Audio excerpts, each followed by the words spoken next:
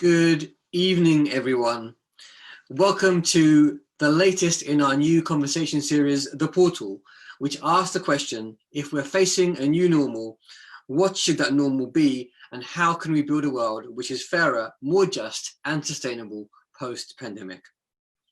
My name is Dr. Patrick Partak, and I'm the director of the Social Impact Lab, the University of Southampton's community for students to gain knowledge, build skills, and learn from experience to lead sustainable social change.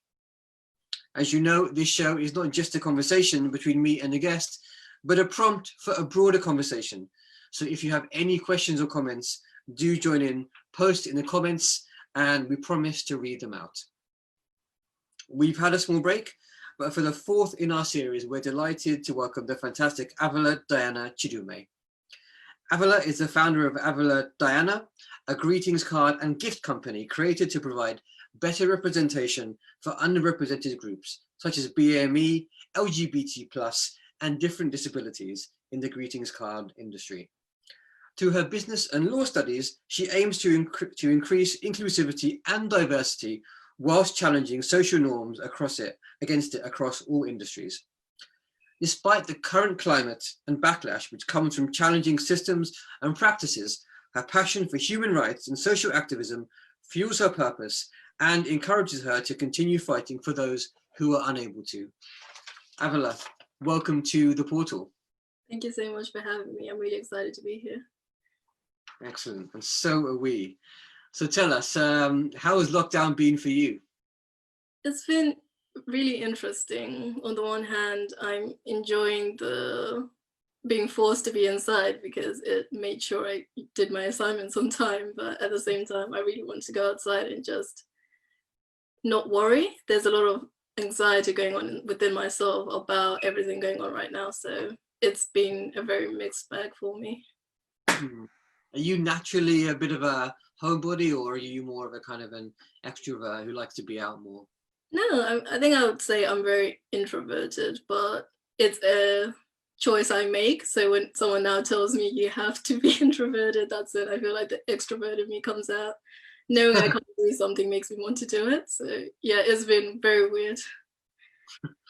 Okay, has there been one kind of habit or practice that you've adopted or evolved during lockdown to help you cope?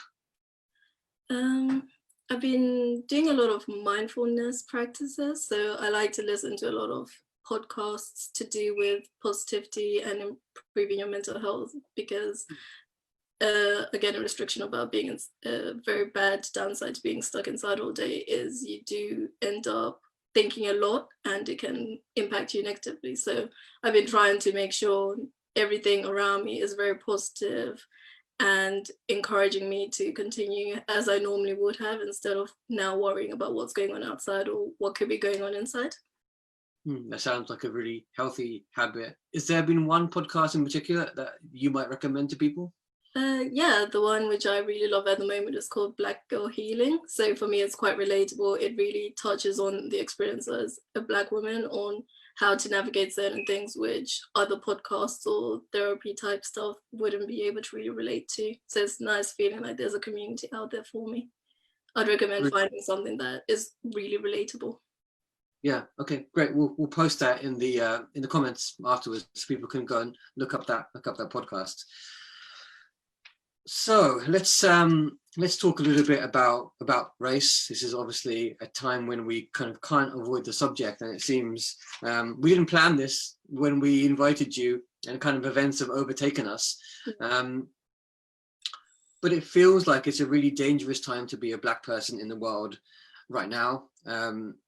Do you think some of the awareness around the murder of George Floyd, combined with the disproportionate effect of COVID on BME people in the UK, but Black people and Asian people around the world, has this provided the right kind of spotlight that will mean we've reached a turning point with structural racism, or do you think this might be short-lived?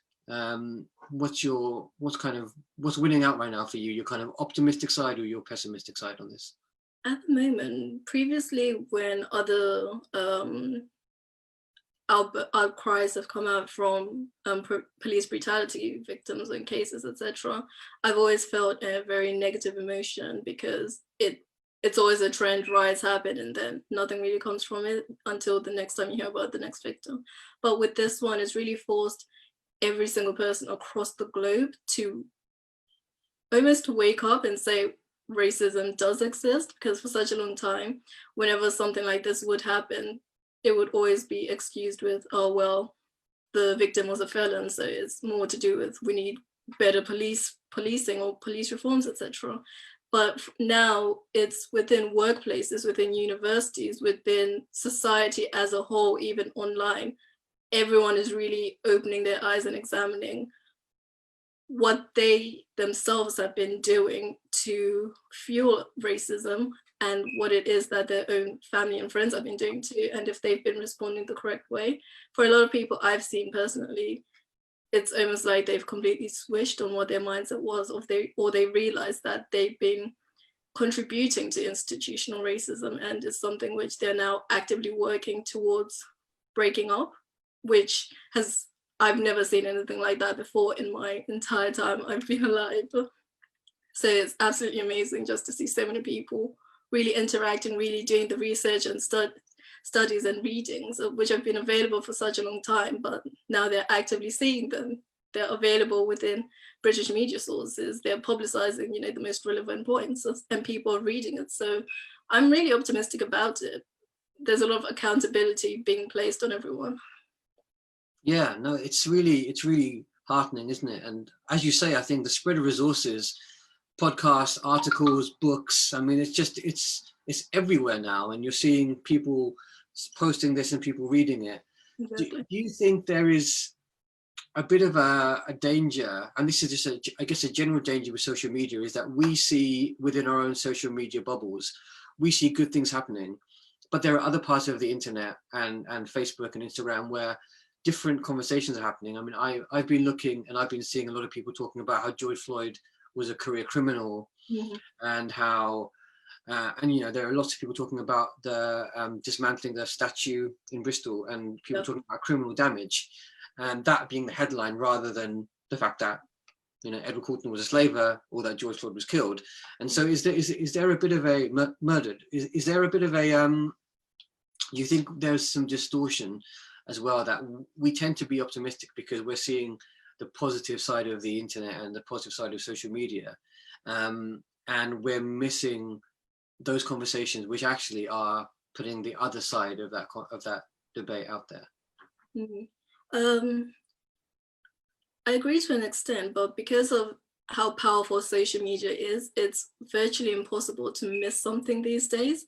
If you don't see it, someone else is going to retweet it or reshare it onto their Facebook, whether or not you agree with it. So for example, with people who are angry about the statue being torn down, they're not being silent, they're making their voice heard. Large media publications are publishing what their thoughts are. So it's important to read and understand where all of this information is coming from, because one more thing which always comes across or comes about from things like this is false news.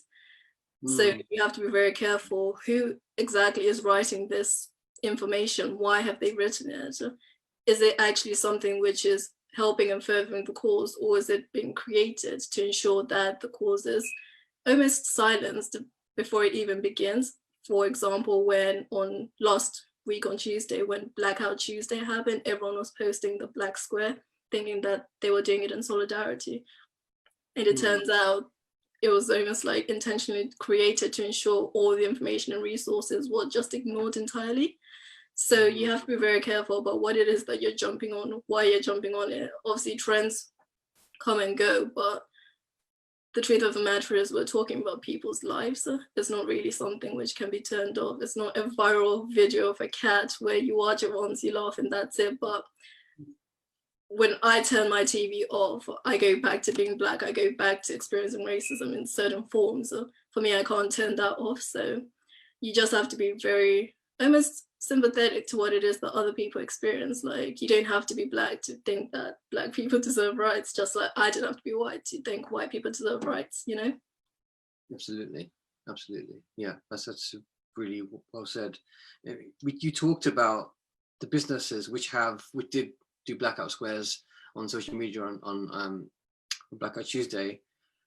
You talked, I saw you talk in another post about how you felt reluctant to talk about race on your social media pages. Do you, and I guess that was for you the point in which you then did talk about race and racism on your social media pages. Can you talk a little bit about why there was that reluctance before, and that now that you've gone there, if you feel you've kind of crossed a threshold and you won't go back?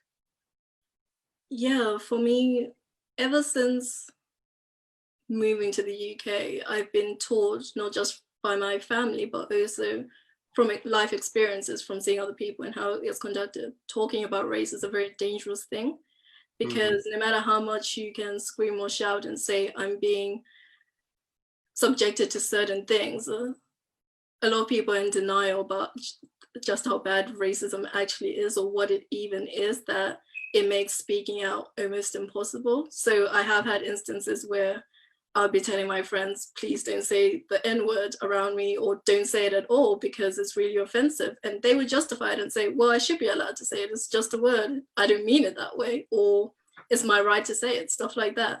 So when you now come across people who are your own friends, justifying saying abusive words in your presence or even behind your back, you begin to think there's no one who's actually out there trying to protect you or what your feelings actually are. So for the longest time, I just found it impossible. I was scared, is the only way I can really put it. I was scared to talk about it because we were at a stage where it was more offensive to call someone racist than it actually was to be racist. So it's impossible to say, please don't do this, what you're doing is racist, because someone will turn around and say, well, actually it's racist that you're calling me racist. Why are you seeing an issue in this? So up until, I guess, last week or the week prior, when everything started blowing out, I realized with what my brand stands for, my whole ethos, who I am as a person, it just didn't make sense to stay silent. I was worried that speaking out about it would make me come across as the angry Black woman stereotype, which a lot of people know. And honestly, I am angry. I'm angry that racism is a thing. I'm angry that I'm not allowed to be angry, that me feeling emotions is something which I shouldn't be allowed to do. But I do feel emotions. I feel so much. And a lot of it is just sadness and anger that all these things take place. I should be allowed to freely speak about the things that concern me, the things that concern my community, and even communities I'm not a part of, because these are, again, at the end of the day, sorry, human beings. Hence why I decided to speak out. I thought, how can I say I'm trying to represent the voiceless with my brand when I can't even speak out for myself? Or if it means that a lot of people and brands who, or even companies who I would have potentially want me to hire me after I graduate, if they decide they don't like that I'm so outspoken, then they don't like me anyway as a person. So I want to attract people who have similar beliefs and understandings as I do. There's no point in trying to work for someone who, at the end of the day, just doesn't like me because of who I am as a person. Absolutely. And that's, I mean, it's easy to say it's brave, which it is, but it's also, I think, important that we have people who are able to take that stand, right? And kind of say that you employ me, you employ my whole person, exactly. And you take me, you take my opinions and worldview and beliefs. Do you see, but from a business perspective, I think that was the thing I wanted to pick up on, was you can't obviously forecast anything, and you can't see what people will do. But has there been any kind of tension or fear with you that people will now think, well, this brand is militant, is activist, and so, you know, we're going to go with Hallmark or somewhere else which is, you know, neutral and middle of the road? Has that ever crossed your mind, or do you think it's important to kind of be really vocal about your standpoint, and then actually, rather than losing customers, you might gain customers, because that's how social businesses work? Yeah, I mean, at the end of the day, for me, Black Lives Mattering isn't a political thing, it's a human rights thing. If you really want to argue with me on that, then please take your money elsewhere, because I don't need money that's coming from someone who hates everything about me. It doesn't make sense. That's not what my brand is about. My brand is about spreading love and positivity. So if you really don't want to be contributing to everything which I'm about, because I also donate to charities which support Black Lives Matter, which support LGBT. If you're not against all of that, then why even work with me in the first place? So if you hate what I'm doing or hate the fact that I'm outspoken, that's my brand. It's called, I named it after myself because I wanted to make sure that everything which I produced, I made sure I was replicating or reinforcing within my own life. So if I am going to be an advocate through my brand, then I have to be an advocate in real life too. Absolutely, absolutely. Very well said. Can you talk to us about the turn that maybe is happening in business right now, where we're seeing some businesses come out very strongly in favor of Black Lives Matter, and whether you think that this trend is going to be sustainable, and what it means for what business should be doing? Because it feels as though we have reached a watershed, I think, with Black Lives Matter, with COVID actually, is I guess where it started, with the sense that business as normal has failed, and people aren't willing to buy from companies that are greedy or that have unfair supply chains or pollute. And there is this bit of this turning point, I guess, in consumer attitudes. Do you think this is sustainable? Again, I mean, the big question, isn't it, is whether this will be sustainable or whether there will be a drop off once we go back to when the economies are opened up, when the protests die down. What is it that's going to keep the pressure on companies to keep going?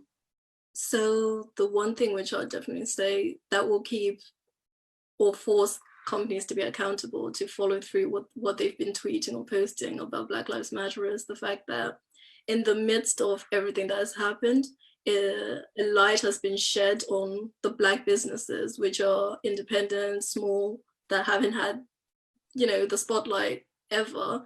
They've finally been brought to the forefront, and people now know who they are. So if I see that, let's say Debenhams, since they're gone anyway, if I see that Debenhams are tweeting, oh, Black Lives Matter, but then they do nothing about changing their CEO structure where the entire company is white or there's absolutely no diversity within it, then I know now that I discovered this amazing Black-owned business where it is very diverse, it is very ethical, and they have everything which I'm looking for. And they're selling clothes which are similar to Debenhams or maybe even better. Then I now know exactly where to go and turn to find these things. So it's about ensuring that you yourself as a consumer holds these companies accountable, because at the end of the day, the reason most of them spoke out was because they knew their money wasn't at threat. It was a PR stunt. They wanted to make sure that people continued shopping with them. They didn't want to come across as racist or anti-Black or whatever. But it's really important we continue to hold them accountable, just as I'm sure you've seen me tweeting about how greeting cards companies saying, oh yeah, we value Black lives, just for them to, in the 20 years they've been open, to have never made a greeting card for a Black person. So for me, it really is just hold them to account. If they fail to come through with what it is that they're promising, then take your money elsewhere, because they didn't care about you at the end of the day. Absolutely. So just for those of you who have tuned in, this is the portal from the Social Impact Lab, and we're in conversation with Avila Chidume, talking about race and diversity in the new normal.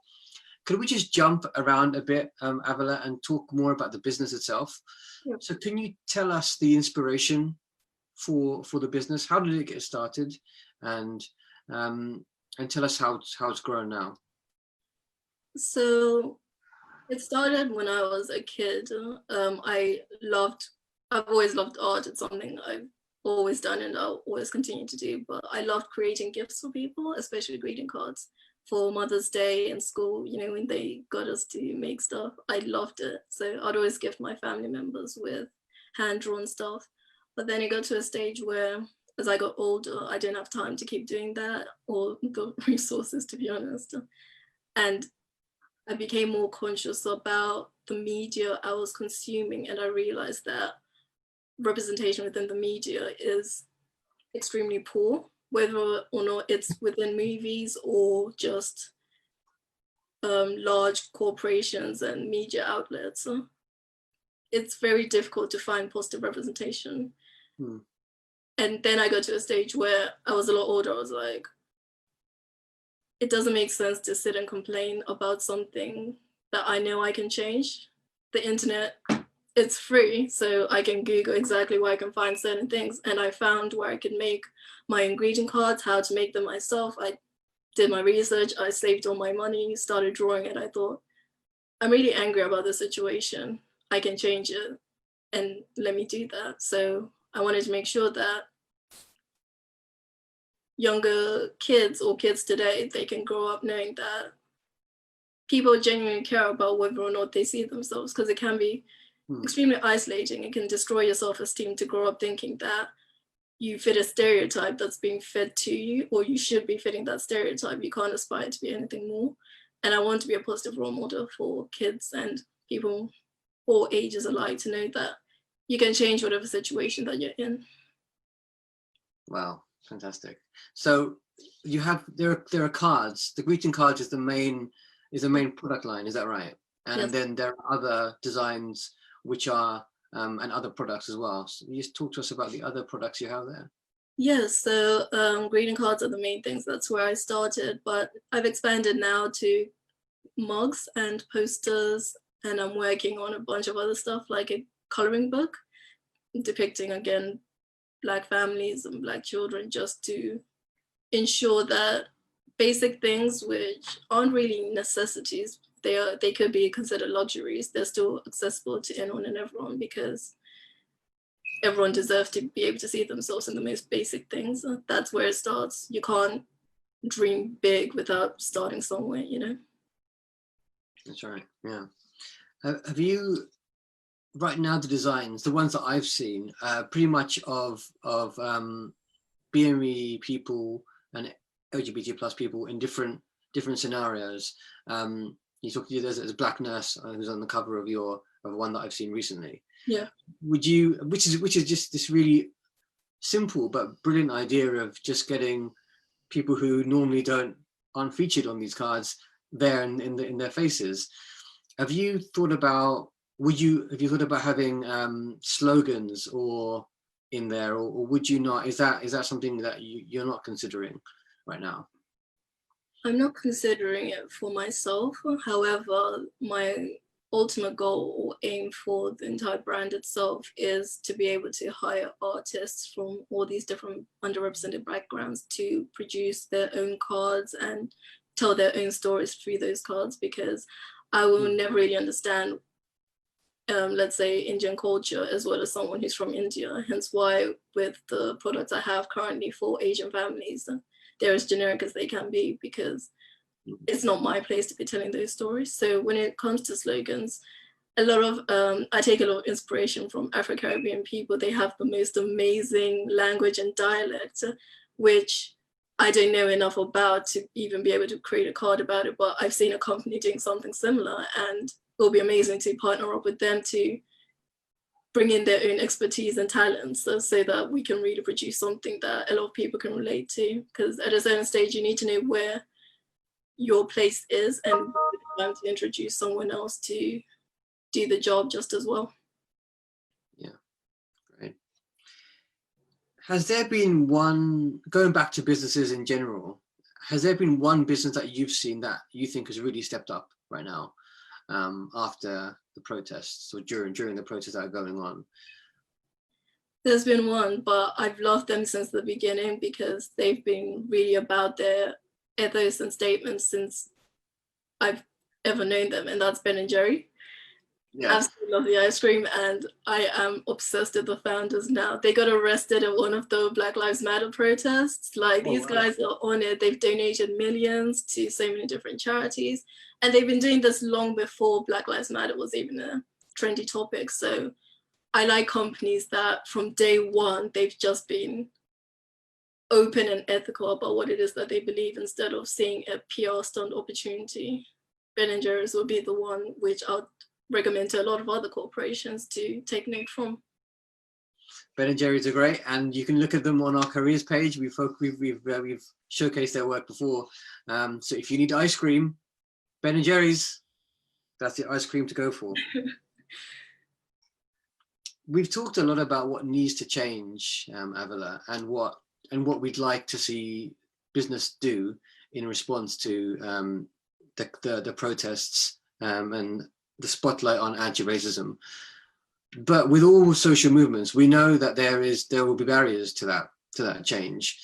So what do you think those barriers will be to a more sustained, radical and mainstreamed anti-racism? You know, some of the forces of the old normal that will start to impinge on the energy that we've seen. I've seen the major barrier, I would say, is fear amongst people who have either never experienced racism or just don't think racism is a problem to begin with. I think there's a misconception that with the Black Lives Matter movement, it means taking away other people's rights, when that's just not the case at all. We need to be able to acknowledge that to provide Black people with basic human rights, or any form of human rights at all, it doesn't mean yours are going to be taken away. It's a group effort, it's a team effort, it's a global effort that everyone should be fighting for each other as you would expect someone to fight for you.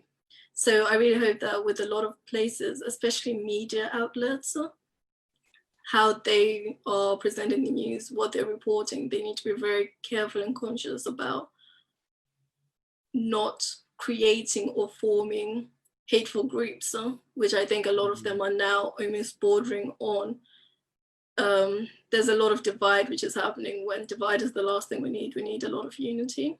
So I would just ask people to, before you think this is something that's been done to take away from me, what is actually being done, and are these media outlets accurately reporting what's happening? Because you've seen a lot of the protests where they said, oh, it was extremely violent, but in reality the people there will tell you, no, it wasn't, it was completely peaceful. It was, maybe the police were the ones who were agitating everyone, but again, how you're consuming your information is vital, and the information that you're producing yourself is vital.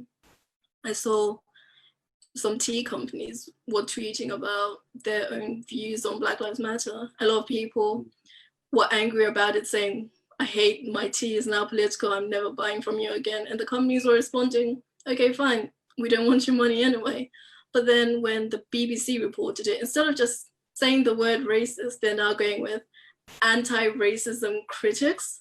What does that even mean? New terminology is being created just to confuse people and to take away from the fact on how serious racism is. For a lot of people, I think they don't really understand just how severe it is, just how bad it really impacts people's lives. And that's something we need to be open and honest about. Yeah, I mean, this was, for those of you who don't know, it was on Twitter, and it was Yorkshire tea, wasn't it? Where someone said, I didn't know that, now that I'm not going to buy from you, I'm going to use PG Tips. And then PG Tips replied and said, we're going to have to find someone else. We also don't condone racism, and we support Black Lives Matter. So yeah, we've got a lot of good companies there right now. It's a really interesting, I mean, what you said is really interesting, because, and it goes back, I think, to what we were discussing earlier about the social media bubbles, but also the white ownership of mainstream media, which has created this kind of, I saw this really terrifying stat in America about white ownership of different things, like in Congress, of music production, of film production, but also the kind of the problem we have is that we are in such kind of congealed social media bubbles. You know, if you're pro-Brexit, anti-Brexit, I guess it started there, that we don't really cross over into these different conversations. And so it's hard to kind of drop in on people who are saying things like, you know, Black Lives Matter is violent, because we don't necessarily hear those voices unless, you know, you see a screenshot somewhere. So it does become a little bit difficult for us to intervene when everyone around us, we tend to surround ourselves with people who think the way we do. And I think that's a really big danger as well, isn't it? That until we're willing to have difficult conversations with people who hold difficult views for us, then we will always have, you know, that force that will try and pull us back from being as radical as we have to be. One thing which I would definitely say is the people who can bring about the most change are the people who are in positions of power. Like, if they're the ones who are controlling all of the British media, then it's their responsibility to make sure that it's reflective of what it is that it's supposed to be representing and portraying. We've seen it a lot with, like, for example, Meghan Markle, and how the British media almost demonized and attacked her on a daily basis until they left the country entirely. So you have a responsibility. If you know that the newspaper you like to buy daily is inciting hatred and racism, then you are the problem also, because you're giving them that money, those fundings to do so. And at a certain level, it's almost like you agree with what they're saying. Yeah, that's right. Okay. Right. I've got one last question before we turn to questions from our audience. Is there one activity or one act that individuals can perform or do, something they can do to build the anti-racist new normal that we need? Yeah, the main thing which everyone should be doing is speaking up in times of injustice. It doesn't mean that every single day at work you bring in the latest headline about something racist which has happened in the UK, but if you see an employee or a workmate being treated unfairly, speak up and say and challenge what it is that's going on, instead of just staying quiet, because that person already feels alienated and alone, and there's safety in numbers.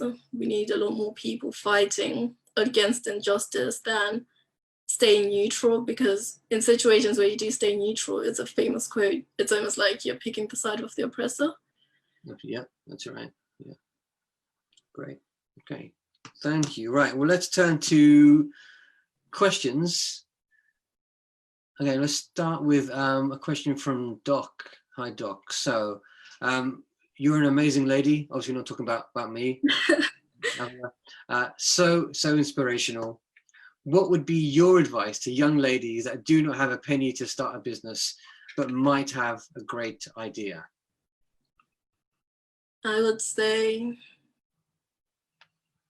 you don't always need money to begin. When I began, I had no money. I was lucky enough that I was a student, so thank you, student finance, for financing my business. I would never pay you back, but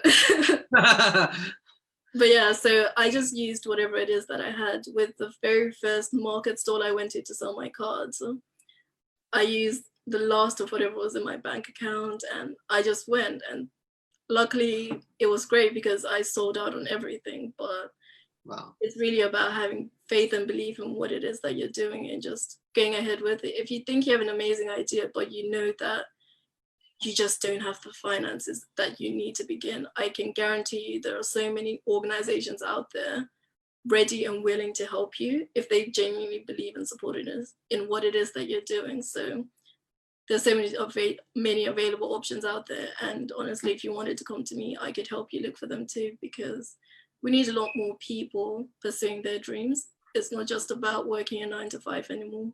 Change can be made with your own first step. Yeah, well said. And I guess the other point, Avila, is also thinking about your own experience and how the business was doing well for a while, but then suddenly, because you kept going, you then had this huge groundswell, and the business has picked up in the last, month, hasn't it? And so that kind of persistence is important. Could you speak to that a bit as well? Yeah, so it's funny because, of course, whenever I post on social media, I'm always going to be posting about the positives. But prior to it suddenly blowing up or being featured in all these different outlets or sources, I'd been going weeks without a single sale. But every single day, I'll still wake up and still post on Instagram and be like, we've got this, we've got that, because I knew that eventually someone was going to see it. So you really have to make sure you're passionate about it, because trust me, I've had days where I've thought, do people just not like what I'm doing? Should I just stop now? But I know that for me, it's a lot bigger than I am, and the right people, the people who genuinely need it, just haven't found me yet, or they're starting to find me now. So just keep going, even in times of doubt. Brilliant. Yeah, we've got a question here from Sarah. That was also beautifully said. I think your brand and designs are so lovely and creative. Where do you see your business in a few years' time? As I mentioned earlier, I want it to be something that is self-sustaining and employing and hiring artists from disadvantaged backgrounds or underrepresented backgrounds. I want to be able to give creators who have never been given opportunities by large established companies before this opportunity to share and show their talents to the world. So that's the ultimate goal. So if there are people looking to have their designs and artwork on cards, should they contact you? Please. Yeah, I already started rounding up people who are interested right now. So I guess this is the first open call. Please, if you are looking to get into the greeting card industry, contact me. You heard it here. All right. We'll also be promoting this as well. So any community groups in Southampton who are looking to do some artwork for greeting cards, then we will be really happy to facilitate that connection too. We've got a question here from Thea. I've seen a lot of people who don't believe in social media as something that can truly make a difference. Do you think posting anti-racist posts, for example, on our Instagram stories is one way to help?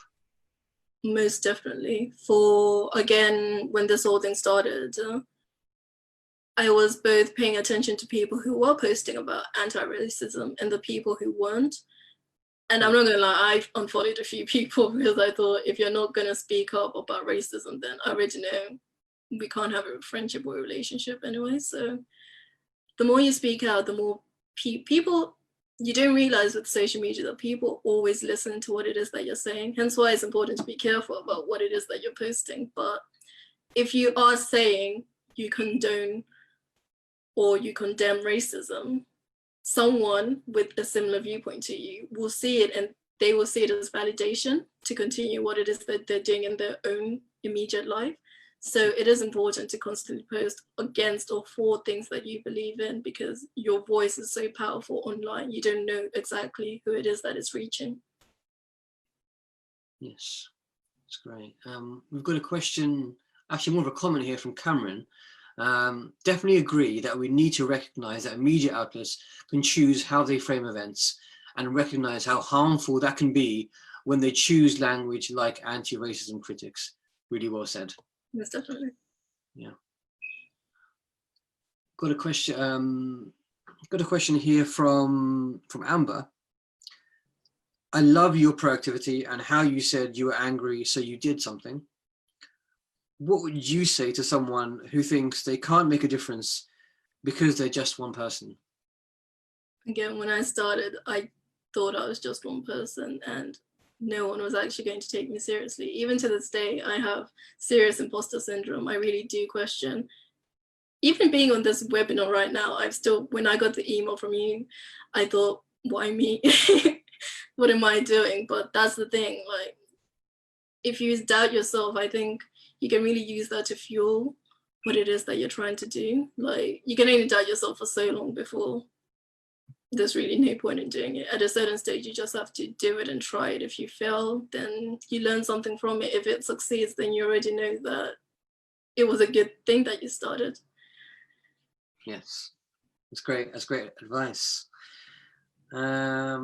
We've got one more question from Mika. And the question is, where did you find the confidence to start Avila Diana?